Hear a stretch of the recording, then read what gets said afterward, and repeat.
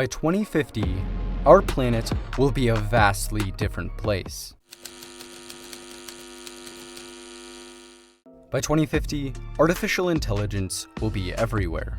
AI-driven stores will allow you to purchase goods without cashiers or waiting lines. AI will diagnose and treat patients, manage transportation, and analyze massive quantities of data. AI chatbots and voice recognition systems will sound like and behave just like real people. AI will be implemented into robots. By 2050, robot dogs and other pets will serve as companions. Robots will dominate factories and begin to serve as teachers, cooks, pharmacists, law enforcement officers, athletes, and other professionals.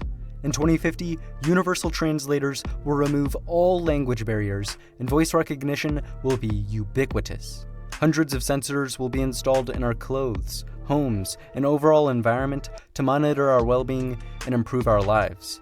Computing will change. By 2050, we may run on quantum computers. Based on the properties of quantum physics, quantum computers could deliver massive leaps in computing power, outstripping any current transistor-based models.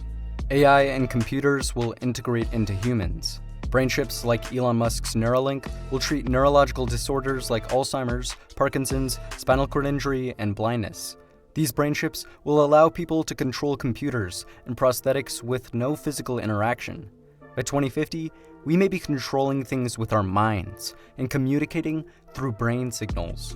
By 2050, robotic prosthetics may be stronger and more advanced than our own biological ones.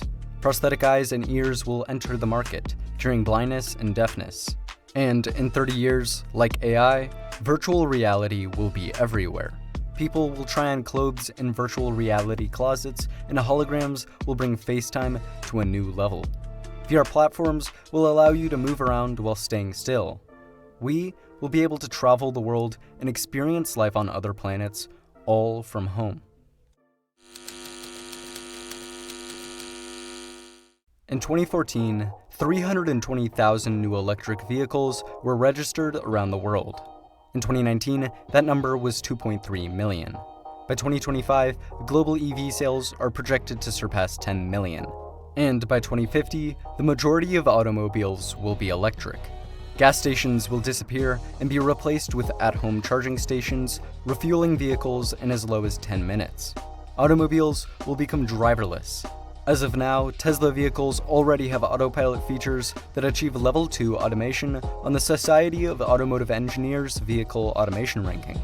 Other companies, such as Google, have invested billions of dollars into self-driving technology. Currently, it's expected that fully autonomous Level 5 vehicles will roll out to consumers in the late to mid-2020s and become commonplace in the 2030s. By 2050, people will be hopping into cars with no steering wheel. Thousands of autonomous vans and semi-trucks will travel across country, delivering packages and shipments with no human interaction. Drones will do the same for shorter distances. By 2050, swarms of drones will be delivering small packages from floating or vertical warehouses. There will also be surveillance and security drones, along with drones for construction, entertainment, and agriculture. eVTOLs, or electric vertical takeoff and landing aircraft, will provide urban transportation. Currently, there are several working eVTOL aircraft prototypes. The urban market for them is massive, and studies have revealed that the technology could become highly profitable. One of the companies working on eVTOLs is Uber, who wants to make aerial ride-sharing a reality. There's also Airbus, who have their drone-like Airbus pop-up concept. If Uber, Airbus, and other companies succeed, we could see widespread adoption of the technology. By 2050, cities will likely have air taxis everywhere. But that may not work. Elon Musk says that roads must go 3D, which means either flying cars or tunnels. He believes the answer is tunnels. Right now, Elon Musk's Boring Company is digging small, experimental tunnels under cities. If Musk can significantly cut down boring costs, by 2050, cities will have thousands of tunnels underneath them. Another one of Musk's brainchilds, Hyperloop, will revolutionize long-distance land transportation. Hyperloop, the idea for vacuum maglev high-speed trains, could speed up to 700 miles per hour. A trip from Los Angeles to San Francisco would be only 43 minutes long, compared to a 6-hour car ride. By 2050, Hyperloop systems will certainly be constructed, and replacing airplanes may evolve into the most popular type of long-distance domestic travel. But for travel between continents, airplanes will remain dominant. With improved batteries, we could see electric airliners take to the skies. In addition, several companies are working to bring back supersonic aircraft. These aircraft are certainly not airliners, but small-scale jets meant to carry only 10 to 100 people. By 2050, we could have Concorde-like, but safer, supersonic aircraft soaring through the skies. Or, as an alternative to airplanes, what if we traveled around in rockets? Well, Elon Musk wants to use his Starship to transport people all around the world soon. In Musk's Starship, one could travel from New York to London in only 29 minutes. Our energy system is transforming. Over the past decade, the cost of solar power has plummeted. Due to economies of scale and improved technology, the price of solar equipment has dropped by 89% since 2010. The cost for wind power has plunged as well. Due to these decreases, new solar and wind investments are usually cheaper than natural gas and coal investments. However, renewables still have one major setback: energy storage. For utility-scale systems, renewables need a way to store excess energy from windy and sunny days for cloudy and calm days. To help with this, researchers are developing new methods to store large amounts of energy. Some examples include storing energy as heat in materials, compressing air, or turning air into a liquid. Although it remains to be seen which method is best, these solutions will certainly be implemented for large-scale utility in the future. By 2050, renewables are expected to provide nearly half of all world electricity. But that's not all. As solar and wind begin to dominate the energy sector, fusion power will rise. Currently, fusion power is purely speculative. However, 35 nations are collaborating on ITER, a $20 billion project in France to test the feasibility of fusion for power generation. ITER will work by creating a fusion-powered plasma inside an experimental machine. The walls of the machine will absorb the energy, using it to produce steam that will generate electricity with turbines. ITER's first plasma is planned for December 2025. By 2050, we could have fully functional fusion power plants, operating more efficiently than any other power source in history. With NASA's Artemis program, it's planning to land humans back on the moon by 2024. SpaceX, Dynetics, and Blue Origin are all working on landers for the project.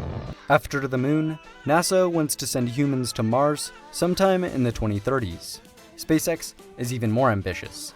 They are developing the Starship, a rocket that they hope will send humans to Mars by 2024. Once they get there, SpaceX plans to establish a permanent colony.